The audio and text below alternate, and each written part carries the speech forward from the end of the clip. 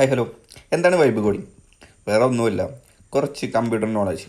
അതേപോലെ തന്നെ ഞാനിപ്പോൾ പൈത്തൺ ജാഗോനെ കുറിച്ച് ചെറിയൊരു നോളജ് ഉണ്ടെങ്കിൽ ആ വ്യക്തിക്ക് ഒരു ഫുൾ വെബ്സൈറ്റ് അല്ലെങ്കിൽ സോഫ്റ്റ്വെയർ അല്ലെങ്കിൽ ആപ്ലിക്കേഷൻ എങ്ങനെ ചെയ്തെടുക്കാം.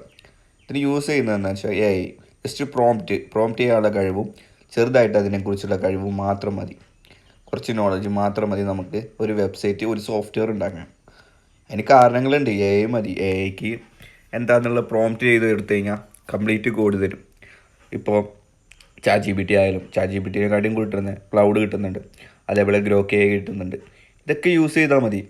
നമുക്ക് ചെറിയൊരു നോളജ്, പൈത്തൺ ജാങ്കോനെ കുറിച്ച് ചെറിയൊരു നോളജ് ഉണ്ടെങ്കിൽ ജസ്റ്റ് ഇങ്ങനെ ടൈപ്പ് ചെയ്താൽ നമുക്കിത് കിട്ടും. അതിനാണ് നമ്മൾ വൈബ് കോഡിങ് അറിയുന്നത്. ചെറിയൊരിത്. അപ്പോൾ ഫസ്റ്റത്തെ ഒരു പ്രോഗ്രാമിനെ സംബന്ധിച്ചോളം ഫസ്റ്റത്തെ കുറച്ച് കാലം കുറച്ച് റിസ്ക് ആയി കാരണം അവൻ ബേസിക് കാര്യങ്ങളൊക്കെ പഠിക്കുക കാരണം അതിന് ശേഷം നേരെ തിരികെ. അപ്പോൾ എന്താ ചെയ്യേണ്ടത് വെച്ചാൽ അവനിക്കൊരു വെബ്സൈറ്റ് ഉണ്ടാക്കണം, എനിക്കൊരു കൊമേഴ്സ് വെബ്സൈറ്റ് വേണം.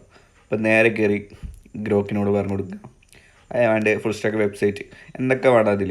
എനിക്കിപ്പോൾ പ്രൊഫൈൽ വേണം, രജിസ്ട്രേഷൻ വേണം, ലോഗിൻ വേണം, പിന്നെ അതിൻ്റെ മോഡൽസ് എന്തൊക്കെ കാര്യങ്ങൾ അതിൽ വേണം, മൊഡ്യൂൾസുകൾ എന്തൊക്കെ വേണം, അങ്ങനത്തെ കാര്യങ്ങളൊക്കെ ടൈപ്പ് ചെയ്ത് കൊടുക്കാം. എനിക്ക് വേണ്ട admin.py. അപ്പോൾ അതിൻ്റെ കണക്ഷൻ പോയി. models.py എന്ന് admin.py കണക്ഷൻ പോയി.